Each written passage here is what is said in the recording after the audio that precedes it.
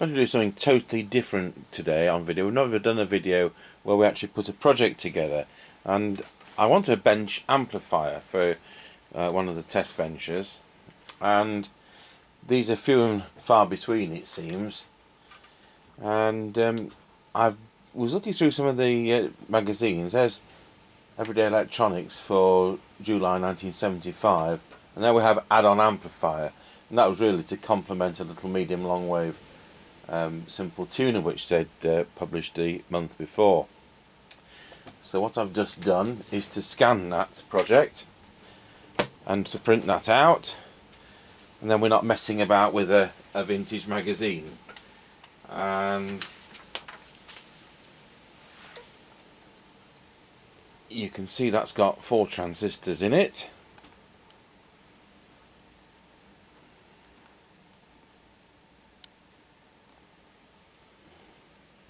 So it's just input, volume, and I don't even know we're going to have a socket on there for the output. Probably just have a built-in speaker. So we've got BFX 84 NPN, BFX 29 PMP, the ubiquitous BC 109, and a 2N3702. So I think that's what we need to put together. So there's a components list here. One of the things I love doing is sourcing parts from a bygone era. So what's this project's it's 2018 now. So my goodness, 35, 43-year-old project. Well, that makes for fun. Anyway, we've been busy with the old ordering during the course of the week. And a bag from RS Components. This isn't done to be doing it cheap, by the way. It's done because I want to do it this way. I'm sure I could go and buy a module from China for 10 pence, but I'd rather do it this way. So, nice plastics box, what we call Variboard, 0.1 pitch, one packing note. Let's see what's in here. A knob.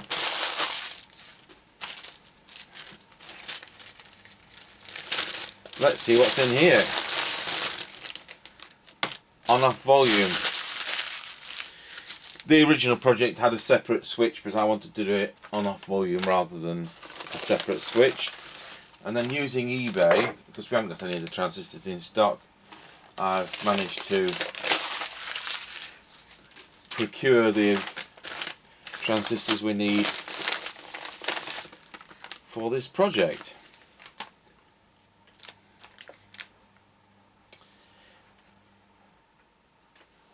So I'll come back to the camera when we've actually done something. Okay, so Mr Chippie's been quite busy whilst we've not been looking. We've used a full-size piece of, we're going to say Variboard, but strip board.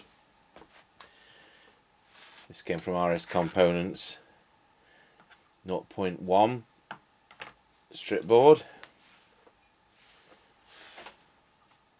And when you compare that with the 1975 design, obviously the components have shrunk significantly. So he's put all the resistors and capacitors in. I think there's a wire link to put in yet. We're going to be mounting a 3-inch loudspeaker in the box, and he's drilled for the loudspeaker. And we're having on-off volume at one end, and he's chosen to put a 6.3mm 1/4-inch jack on the other. And we'll just use adapters for whatever we want, if that's what he's chosen to do. Because he does guitar amp repairs here, whereas I do the CBs and some vintage audio things. So that's where we are.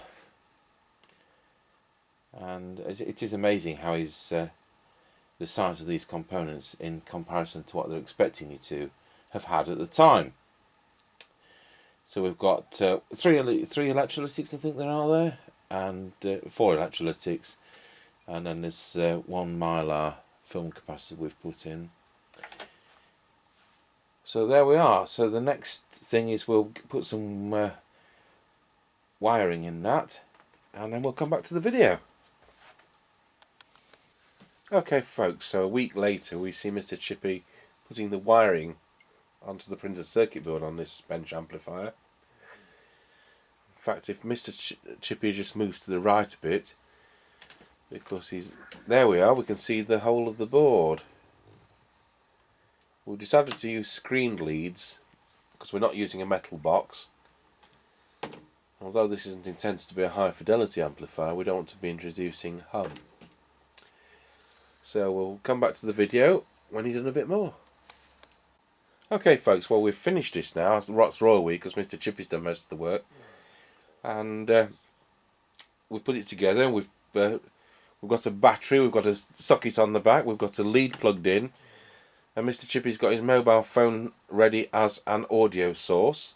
Failing that, we could have used a transistor radio, but we've got such bad reception here it would sound ridiculous, but we will try that as well. So, right, we want to connect the battery, see what happens. The only trouble with using an alkaline battery, and especially an industrial grade one like this, is if there's a short circuit, which we've checked carefully for, because it could draw a lot of current, it might be better to test it off the bench power supply. But there we go. Right, we'll turn it on and see what happens. There's a switch on thumb there. Would you like to press touch the hot end? Yeah, you can just hear that. Yeah, that's alright. So would you like to connect that to your mobile devicey thing? Ooh. Oh. I'll turn it straight away back down. It's Yeah, copyright police. we don't want the copyright police, yeah. Stick the lid on it and it might even sound better. We used the hot glue gun for this 3-inch speaker on this. About like what they do if you bought something commercially these days. Oh, very good. So, tell you what, connected that transistor radio, we can only get AM round here to be honest. So, see what you can tune in if anything. It was on absolute radio, but it won't be now, will it? No. I'd turn the volume up on the amplifier. Oh yeah. And does the bench light affect it? Probably.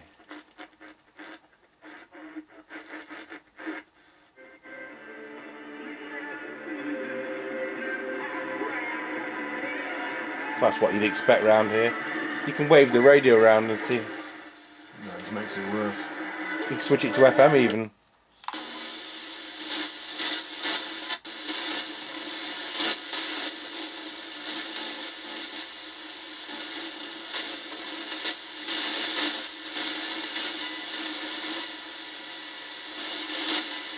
No. You don't get much. No, we don't get any FM around here. Anyway, so it makes plenty of noise. Yeah, it's absolutely fine. So there you go, folks. Just pop the volume down, or it's going to be louder than me. So you've actually seen us put together one of our silly little projects. We have a number of test benches here, and these kind of things are always useful on a test bench. So you have it, the Everyday Electronics from July 1975 add-on audio amplifier. Thanks for watching.